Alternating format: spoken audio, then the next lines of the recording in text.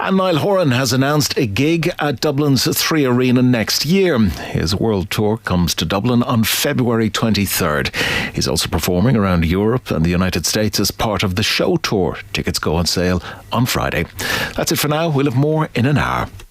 News Talk weather. Thanks to Ryanair.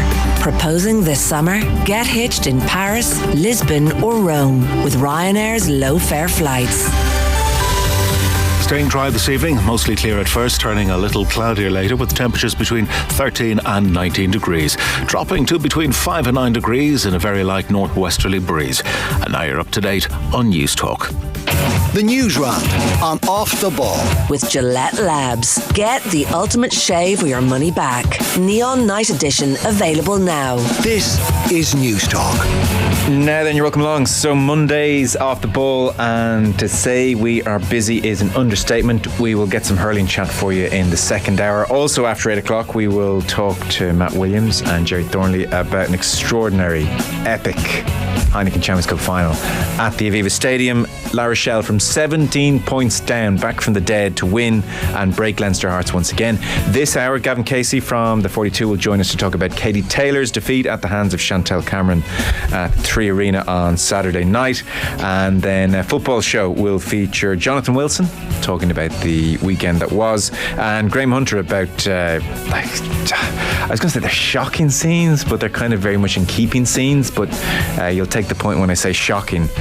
Racist abuse of Vinicius Jr. He was in tears on the pitch. It was beyond ugly, and at 22 years of age, this is just the latest in a litany. 53106 is the text number. We are at Off the Ball on Twitter. Richie McCormack, evening to you. Hello. Evening, gents. How are you? Very well, and welcome back, Mr. Michael McCarthy. Hello. Hi Joe. Hi Richie. That's pretty much as crazy busy a weekend as there is in the Irish sporting calendar. It's a perfect culmination of several sports. Throw in Katie Taylor as well. I mean, we had no chance. Throw in watching like copious amounts of major golf on top of all that as well. Me of all people. You know, and it's like, and I watch like my evenings from Friday on. Well, I watch Thursday as well, but if you take the weekend and how mad it was, like the evenings were completely taken up outside of the Katie fight by the golf. Yeah. And then you had it all day, and you're watching like Premier League, and you know there's playoffs on all over the place that you kind of can't keep your eyes off as well, because they're all crazy. Like watching the Sheffield Wednesday game, was that Thursday or Friday? I can't even remember at this stage. No, it's not. Absolutely chaos. Yeah, I mean, as a sports show, we should mention Brooks Koepka has overtaken Rory McIlroy on the major front. 5 majors, yeah. So 5 puts him level with Seve. He's back. I mean, he's the scary, I don't care about what's in front of me Brooks of 2018-19 who won 4 majors double quick. I mean, the man's walk, would you not be embarrassed to walk like that? I don't know what you mean. It's the most alpha cowboy John Wayne walk. That's just, yeah, you couldn't go to the local shop and get a pint of milk. You're saying it's not natural? I think it's quite affected. You have to learn it. I don't know, Joe. Brooks Koepka and you've got all of that testosterone, legally of course I should say, anyone makes a joke, all that beef, and you're now 5-time major winner. I guess you can pull it off. If I was to walk around like that, I'm not quite sure it would work. That's normally what happens when you stroll into the studio here whatever time it is. That's true. It's like, that's true. Get out of here, lads. Clearly haven't been to Northside Shopping Centre in a while either, Joe, to be honest, if you haven't seen that walk. Fair enough. I do remember being at an Irish Open about a decade ago now, and Neil Ahern works in the communications office there, and I think he's subsequently moved on. Great guy, and I remember chatting to him, and he was saying there's a guy on the Challenge Tour, it's unusual, like an American who's flown over, he's playing on the, like, this is the second tier tour of the European Tour. He's really good. Just honestly remember the name Brooks Koepka, and it was an unusual name, so I was like, Brooks Koepka, okay. If you had told me then in 2013 going on 14 that he would be the first to reach 5 majors ahead of Rory McIlroy, I always 10 said, years, yeah. Come on. But super impressive win. Sorry I mentioned the golf now, to be honest. That's all the golf we're talking about tonight. That's our golf wrap done. Another person with that walk, impressive. Joe, is that annoying fan who kept standing up and getting in the way of all the other fans at the Katie Taylor fight at the weekend. Sit down, Conor McGregor. He was just the annoying fan, I think, wasn't he? Why did unidentified fan standing? I did think, will the person behind him be brave enough to go, here mate, those tickets were expensive, I can't see the fight, sit down please? I'm not sure I would have. So Katie Taylor, we're talking to Gavin Casey this hour. Like, in some ways, I was thinking a loss like that can almost diminish a legend or a legacy. I almost felt, and the arena rose when she was addressed by the interviewer in the ring. I don't think it's that kind of loss. In some ways, it just further underlines the point that Gav, who'll be with us, and lots of people made the week in advance of the fight, that this is such a high risk choice of opponent, and you're going up a weight. And I was saying, you're fine in Dublin, don't take on that kind of fight, just have the homecoming and dispatch of a body. And I think the reaction in the arena when the interviewer turned to her almost encapsulated that sense of appreciation. Like, you're just a freak athlete. You like, your integrity here is off the charts that you chose this fight. So do not feel in any way like your legacy has been diminished. I think it's been burnished further by that choice. Pretty interesting. First thing she said was, rematch. Yeah, and it's in the contract and so on, so if she wants it, it'll be there, which is interesting, and I suppose we'll talk more about that. But I have to say, watching the last 4 rounds of the fight, 3 rounds of the fight, and I thought Katie fought well, and especially later on in the fight, but it was clear she had lost the fight, and I was getting to the stage where it was like, I hope they don't give it to her, because there's always been this naysayer attitude, and I feel it's been uninformed for the most part on Katie's achievements, and it's always been there, and it gets louder and louder. And but she always gets the decisions. If she had got this one, Cameron said it in the week of the fight. I know, and I think it's been unfair. I think there's been probably the first Pursoon fight, I think, debatable. I watched that fight back. I thought she did win it, but I do understand where that comes from. I don't think it's ever happened other than that, right?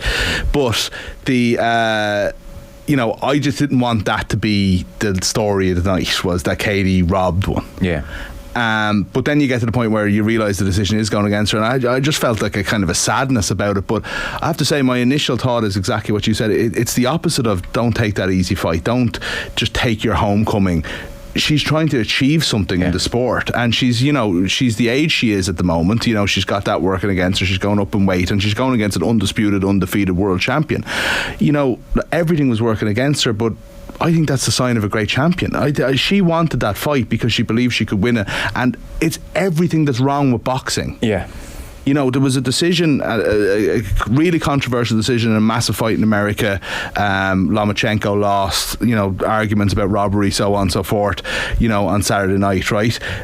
Katie lost the fight she's supposed to lose as a hometown star, and there was no controversy there. And then she took on the big fight, which nobody does anymore, Joe. They just don't. Boxing is ruined because they won't take the fights on. I saw she's a hero for it. People saying she's still the undisputed lightweight champion of the world. She should retire now. I've read so many pieces over the last 24 hours saying there's nothing left to prove. Now is the time to go. So we'll see what Gav thinks at 7:30. Lots of texts in on La Rochelle Leinster, which I'll come to in a second. But Richie, there is lots to get through. The Newsround is with thanks to Gillette Labs. Get the ultimate shave or your money back. Neon Night Edition is available now. The Premier League, it just won't end. It won't. Well, soon enough. We've got 6 days to go. It's a pivotal night, though, for both Newcastle and Leicester as they meet in the Premier League. Newcastle know a point will secure a return to Champions League football for the first time in 2 decades, while Leicester know a defeat will leave them all but assured of relegation to the Championship. Kickoff is coming up at 8 p.m, and Leicester manager Dean Smith has taken the odd decision of leaving James Maddison on the bench for tonight's game. Meanwhile, there is fallout from the Aviva Stadium on Saturday. Yeah, fresh details emerging today regarding the halftime fracas at Saturday's Heineken Champions Cup final. The EPCR said they'd be investigating an incident that was believed to involve La Rochelle head coach Ronan O'Gara, his second rower Will Skelton, Jonathan Sexton and Sean O'Brien. Rugby Pass reported this morning that the genesis of the matter was the positioning of Leinster contact skills coach O'Brien manning the entrance to the referee's changing room. It's believed Leinster wanted to avoid a similar incident which was allegedly to have happened at half-time of last year's final between the same teams at Marseille's Stade Velodrome. This Rugby Pass claim led to exchanged words between O'Brien and the La Rochelle contingent, which escalated and was subsequently broken up. Hilarious.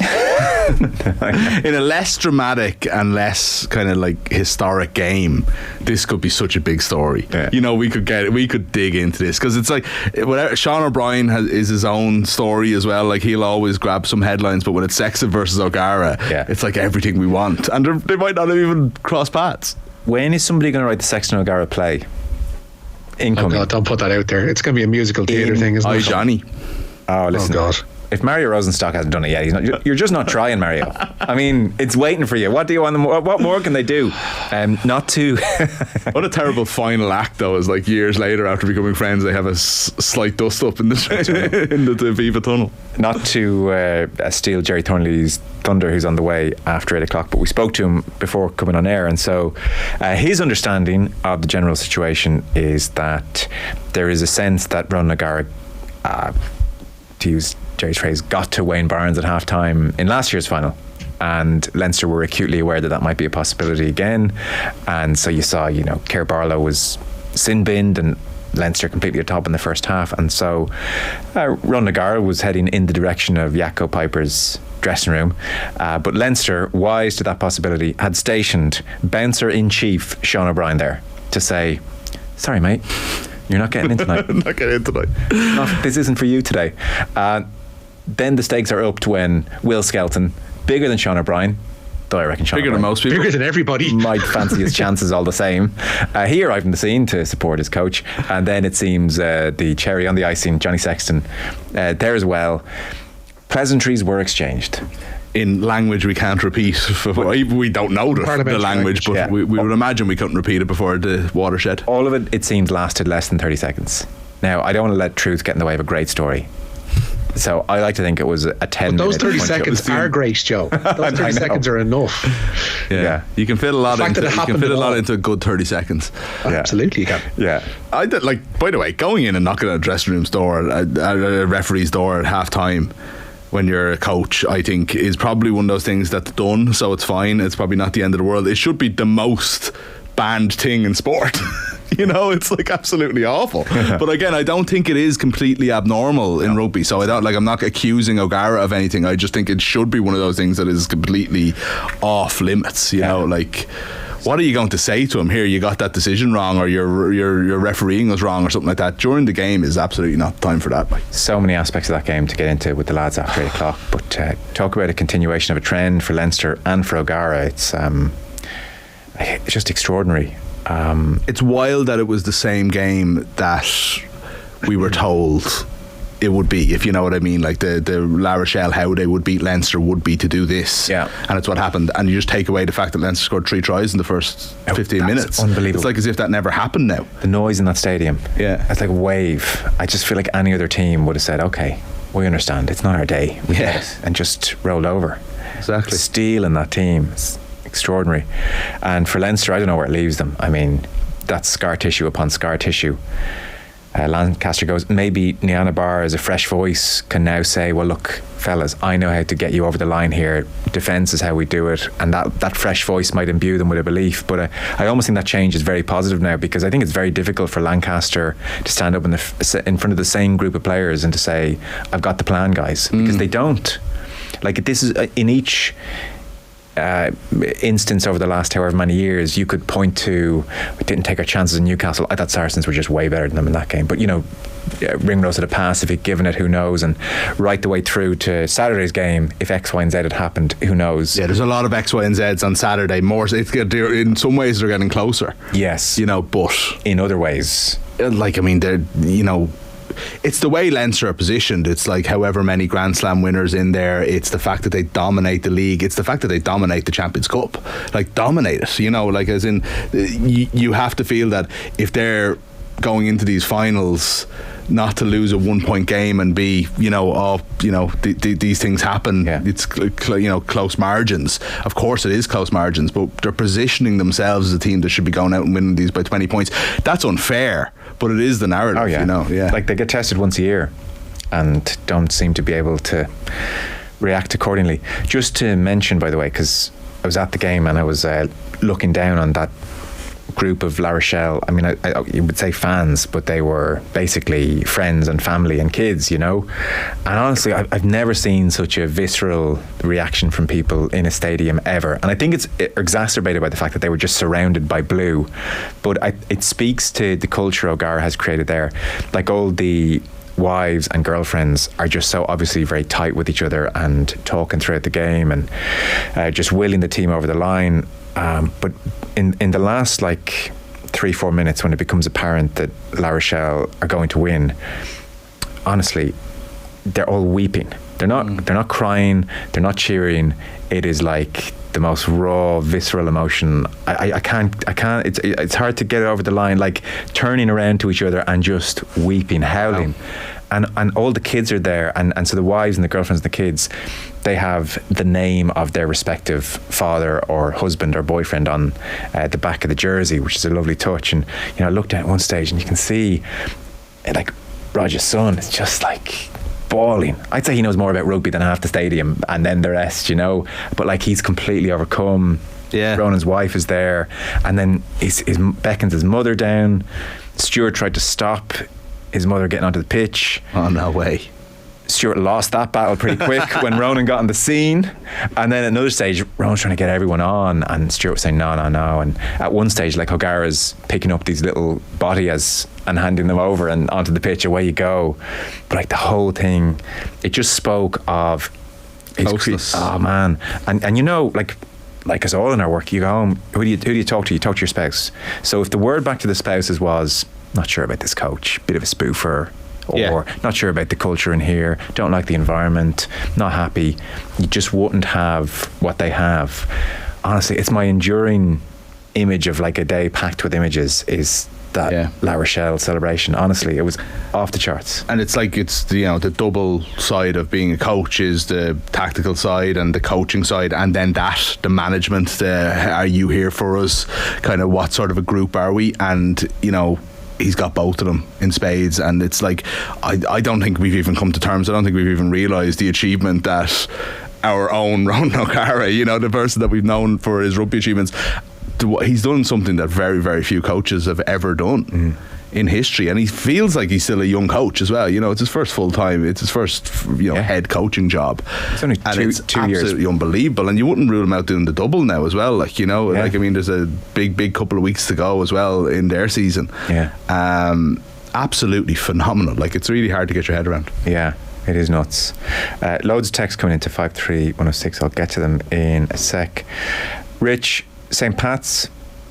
Yeah, they've confirmed John Daly as their new permanent manager. The former Dundee United striker was placed in interim charge earlier this month following Tim Clancy's departure. Since then, Pats have won 3 out of 4 to move up to 4th in the SSE or Tristee Permanent Division. They beat Shelbourne at Tulloch Park on Friday night, and they welcome Dundalk to Richmond Park this coming Fridays. The Pats chairman, Gareth Kelleher, says that they went through a thorough recruitment process before appointing Clancy, and it's reported, David Snade in the 42, saying the 2 former Republic of Ireland internationals were passed over in favour of Daly. So some texts in, fellas, I'll throw them out to you. Claire in Dublin: nobody should be telling Katie Taylor to retire. She's built what she's built on her own judgment. She's no fool. She understands her limit for far greater than any casual onlooker. Yeah, the pieces I read were very well intentioned. Yeah, Vincent Hogan wrote a really good piece. I would generally agree though that people make their own decisions on these things, and we are often very quick to write a narrative that isn't necessarily the sports person's what they want from their career. I accept that totally, and you're dead right. The only qualm I'd have with Claire's point is when it's boxing, there's such a long history of boxers not knowing when to get out. Yeah, and also it's a combat sport. It's not like Johnny Sexton playing a year longer, or a footballer saying, I'll play one more year in the Premier League. It's like, I'm going to get in there and take punishment. For that, I completely agree. Actually, what I was going to, and you're right, actually, and I shouldn't overlook that. What I meant though is in terms of like protecting legacy and records. Totally. I think her legacy and her record is what it is, and I think if she loses a couple of fights at the end of her career because she's still striving for that, that's her decision. But the combat part of it, I think, is very fair, actually. Yeah. I don't think Katie's taken too much kind of like punishment over the years in that type of way. Her body obviously has taken a lot as well, but I don't you don't really need to. You don't really need to either. Like, it could be just be that one extra punch that kind of fair. There's a difference between a normal life and tragedy, really. No, you're right, and that's 20 years of sparring, isn't it, as well, Rich? Like, I saw Tony Bellew talking on Sam Jordan's podcast, and he was doing the maths and adding up all the training, and he reckons he's taken 1 million punches to the head. So you think about that for a minute. And he was saying, Simon, I know what's coming. I'm under no illusions what's coming. It's like amazing to say it so bluntly. Yeah. Somebody else says, anyone going to ask questions about Leo Cullen or Stuart Lancaster after this defeat? Either the whole team is overhyped by the Irish media or these guys have some explaining to do, says Frank in Tipperary. They lost by a point after winning the majority of their matches all season. Yeah, but the only match that mattered really, they sacrificed the URC last week. That was a decision made. There's plenty of questions asked and I know, Joe, you touch on it in Monday Night Rugby. There's plenty of questions asked as to whether that was the best preparation for this week by playing a virtual second team against Munster last week, sacrificing the URC in the process. I think that how they didn't once again adapt to that big man team whose entire way of playing was always going to be to wear Leinster down. It was 4 times more tackles last year. I don't know if it was too far off this year, and they either had to get their exits right, which they've said they didn't, or they need to play a different way and not kick the ball away constantly to invite La Rochelle onto them. I think there's absolutely questions. Does it undermine everything they've done, or do we need we don't need to have big dramatic statements about how they've failed or whatever, but did they lose this game because of the players, the coach? It's all part of the same thing. There's absolutely questions as to why they lost, Yeah. So a few more texts before we get back to some other stories. Katie should absolutely get out. She's almost 37, could take that extra punch. Her legacy is written. She could have retired after 2012 and still been a legend. Anonymous texting, I'm a proud Leinster person, also a big fan of Rog, and despite the disappointment last year, I took some consolation that he was at the helm. This year, however, his tone has frustrated me. This small team thing, the eye contact thing, why continue that narrative after a brilliant win? Is it just me, or has this impacted the potential for Rog to coach Ireland with the majority of Leinster players? To me, he's been a bit less than gracious in victory. There's something in that perhaps. He's definitely gone to war with them after the game as well. Mike says, what did you make of the Leinster fans on Saturday? Kind of felt the team needed more of them when the team was struggling. That's Mike, a Leinster fan from afar. You were there. I thought a horrible mood took over the stadium and a sense of foreboding took over the stadium and it's tough. La Rochelle camped in the Leinster half for so much of it. I still thought there was an enormous noise when Leinster were defending on the line and they were being encouraged, and then when Leinster went up the other end and it looked like for all the world they were going to win, it was deafening as well. So it felt fairly mad to me the whole time. I wouldn't say it was quiet. Is it ironic Leinster have too many good players? They can rest players too often. They don't have those back-to-the-wall matches that weaker teams have. Delighted for O'Gara, Ryan, Ultan, Delan. Yeah, that'll be fair question, I think. Theme of the conversation later on. Forget O'Gara. Liam Cahill deserves all the praise you'll hand out to coaches this evening. What he's done to Tipperary in a matter of months, incredible. Jason, with the injuries and retirements that they have as well, is their injury profile is nightmarish, or other counties would consider it nightmarish, and the amount of retirements they had as well is something else. So what he's managed to put together so far, underlying the so far, is pretty impressive. They drew a home game. Yeah, I'll just say, sorry, Tip have been really impressive, and we'll talk about them a little bit later, and the turnaround from where they were is unbelievable. But I think there's actually a little bit too much of Limerick are either finished and then Tip didn't beat them.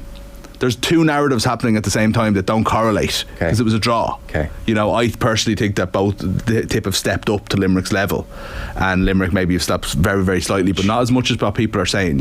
Yeah. What about the Westmeath hurlers? Somebody fairly asks. I know it's hard to get through everything. There's a million things we haven't mentioned so far. One last text, by the way.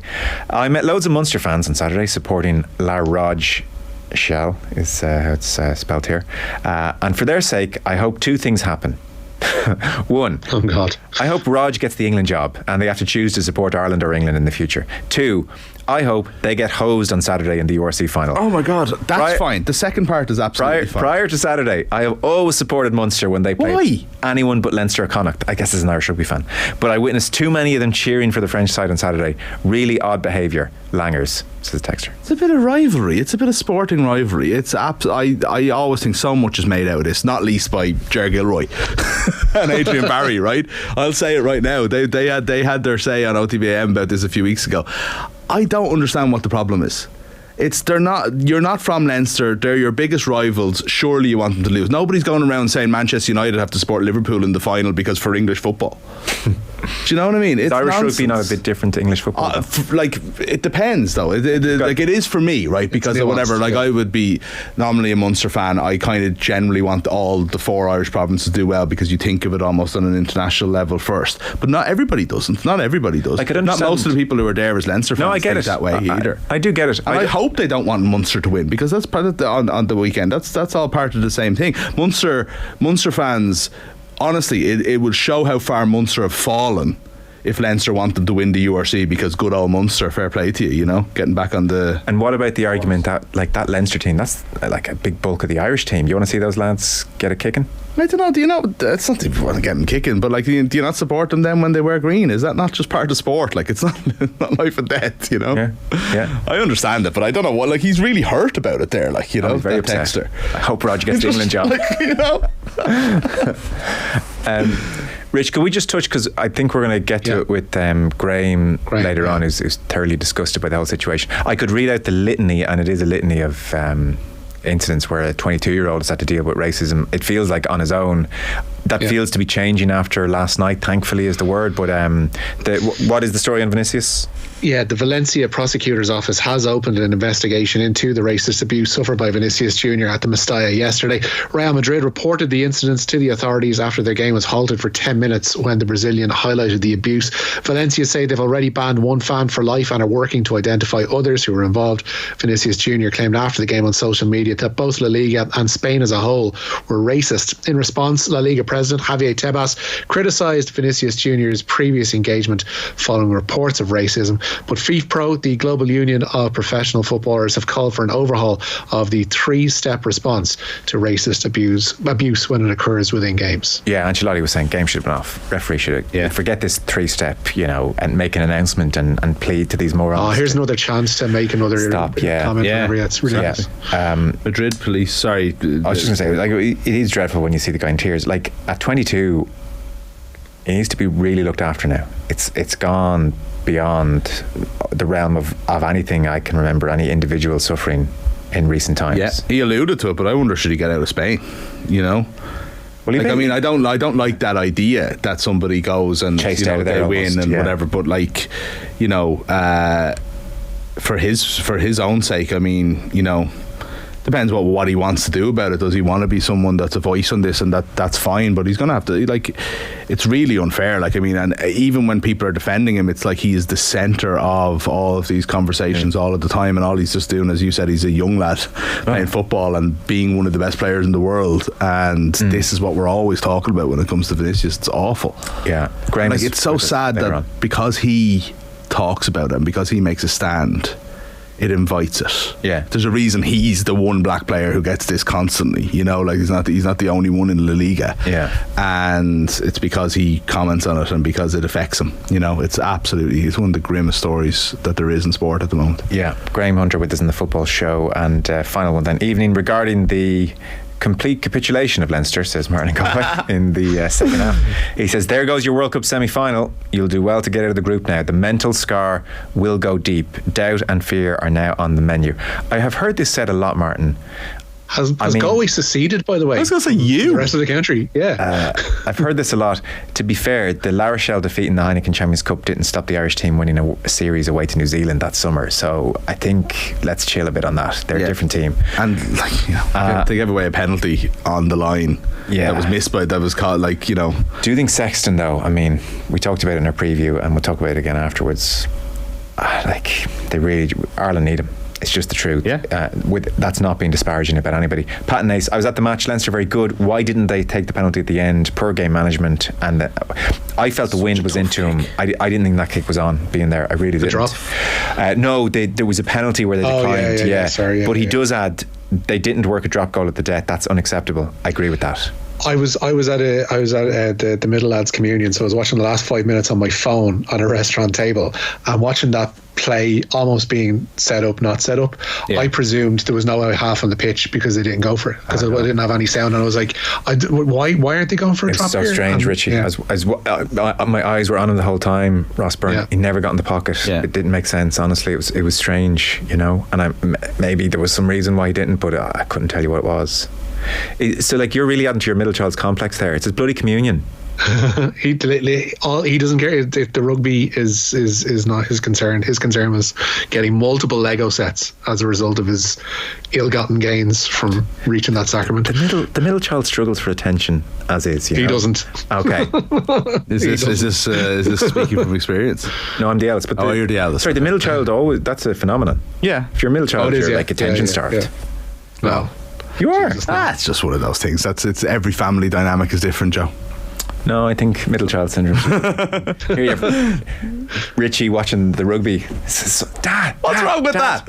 There isn't an event I've been to, including my own wedding, where I wasn't watching sport. He was hip deep in a chocolate brownie at that stage. It didn't matter to him. He was happy enough. He wanted you out of the picture anyway. 100%. Right, we're out of time. We're going to talk to Katie Taylor next with Gav, and we've got Monday Night Rugby after 8 o'clock. Richie, thank you very much. Nice and lads. Cheers. Michael, thank you. Thank you. Your chance to win big. News Talk's Cash Machine. Okay, Cash Machine reloaded. The new amount is 50,498 euro 42 cents. Text play to 57557. Get your entry in by 3 o'clock tomorrow, and then across the Go Loud network of stations, Barry Dunn will make the call. If your phone rings, answer within 5 rings. The exact amount in euro and cents, and the cash is yours. So again, the new amount is 50,498 euro 42 cents. Over 18s only. Text costs €2.50, and you're playing across the Go Loud network of stations. Terms and conditions on newstalk.com. The Newsround on Off the Ball. With Gillette Labs. Get the ultimate shave or your money back. Neon Night Edition available now. When was the moment you knew that this relationship